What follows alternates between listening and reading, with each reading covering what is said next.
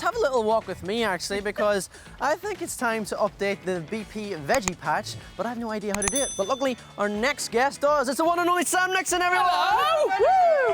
Hi Sam, welcome back to BP. Now the last time you were on the show, we actually joined you in your incredible allotment. I think it's fair to say that you're experienced in this sort of thing. A little bit. How confident are you that we can transform this patch into a veggie paradise like yours? I am very, very confident, but I'm not going to be on my own. I've got two helpers with me today, Erin and Oscar. Oh, hi guys. Hi. Erin, do you plant veg at home? Yeah, we've planted lots of different kinds, and my favourite out of all of them was definitely the courgette, because we got to eat the flower. Yeah, I love a courgette too. Oscar, what about you? I like gardening because... Do you like to eat it? Yeah, I like eating the fruit and vegetables after they've grown. I also like gardening because when you're watering the seeds, those sprays on everything. Yeah, we love it spraying around. Water responsibly, guys. Water responsibly. Definitely.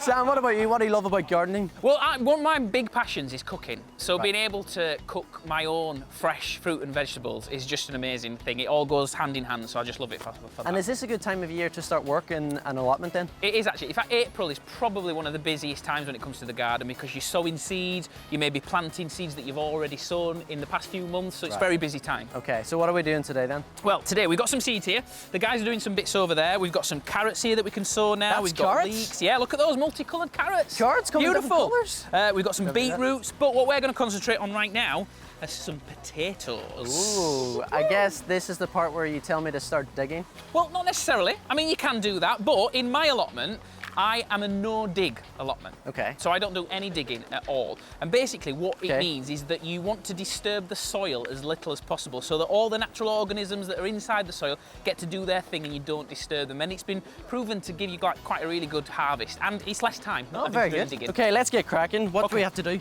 Right, so as you can see, we've got a nice little bed here. Now this is well-rotted manure that we've got on here. Don't worry, potatoes love it. But you could use compost as well. So we've got a nice little area. Now, as we're not doing any digging, I've got a dibber here. A dibber? Which is basically a pointy stick. Yep. So we're going to put a hole nice and deep and nice and wide into the manure right here. Big enough so that you can get one of your potatoes. Now this potato, as you can see, it's starting to sprout.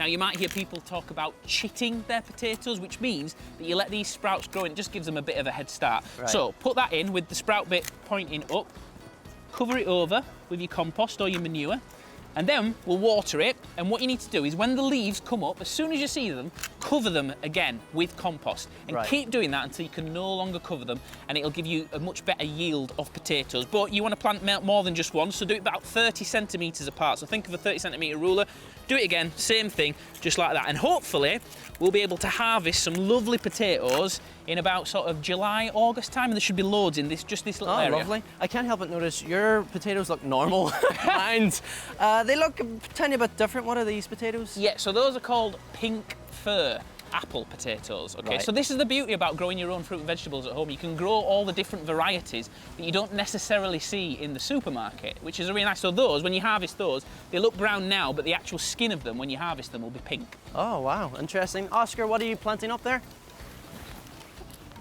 What are you planting? These are sets. They are small onions which haven't fully grown yet. Soon they'll be big onions. Oh, big onions. We love big onions. Erin, what about you? These are peas. The peas need support as they grow, so I'm planting them around these canes.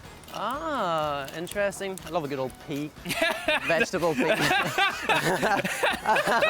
But I have a question, right? What happens, like, surely birds can just come down and gobble up the things that we're planting today? Yeah, they can, and you know, especially with those onion sets that Oscar are doing, they will come and peck at the little bit that's sticking up through the top of the soil. So the best thing to do is cover them. So this time of year, when it's still a little bit cold, you can put some fleece on it, or netting is kind of what I do, but you want to make sure that it's only small holes in the net, no big holes, because birds can get stuck in it. But also another thing to get birds away from what you've grown, see this little thing that we've made here? So as you can see, it's like an old bike wheel, and there's some old CDs that are just hanging from it, and the light from the sun will shine on those CDs and reflect off, and the birds will get scared. So if you move that around your allotment so the birds don't get used to it, you should be all right. Smart. That is smart. What happens though if you don't have a garden? Can you still grow veg at home? Yeah, exactly. I mean, just so long as you've got a little bit of space, like say if you've just got a patio, you can grow potatoes in a bag or even a bucket. Just make sure that there are holes in the bottom for drainage so it doesn't fill up with water when you're watering it. And put some compost in there, about that much. Get these seed potatoes and put about 3 in. Cover it with compost, and the same thing, as soon as you see the leaves, keep covering it, keep doing that till the bucket's full. And then again in August time, when it's time to harvest, you can just tip out the bucket or the bag and there'll be loads of potatoes in there. Oh, cool. What about herbs and like any leftovers? So herbs are a good thing to grow if you've like not got any outside space at all, really, because you can grow like basil just on a windowsill, or even if you like live in one of these sort of high-rise flats, you can do a window box. Just put a little box outside your window and put herbs in there. But with leftovers, this is a nice little, I mean, you'll not get much of a harvest from this, but it's a nice little experiment you can do at home. So this is a lettuce, as you can see, that's been used. So we used all that bit in some cooking. And then if you just plump it, if you just plop it in some water, it'll start to sprout again. So you've got some more lettuce there, which you can just snack on. And you can do it with celery as well. Look at that. Wow. Look at that. That is incredible. It's good, isn't it? Oh my God, thank you so much for all your tips, Sam. Thanks, Erin and Oscar as well for joining us. Are you gonna stick around for the rest of the show? Absolutely, mate, Yes. absolutely. It's like a little BP garden party out here. The sun is out, it's lovely. Hey, it's Lindsay here. Subscribe to the Blue Peter YouTube channel right now. Check out our playlist, like this video, and if you want to watch brand new BP, head to BBC iPlayer.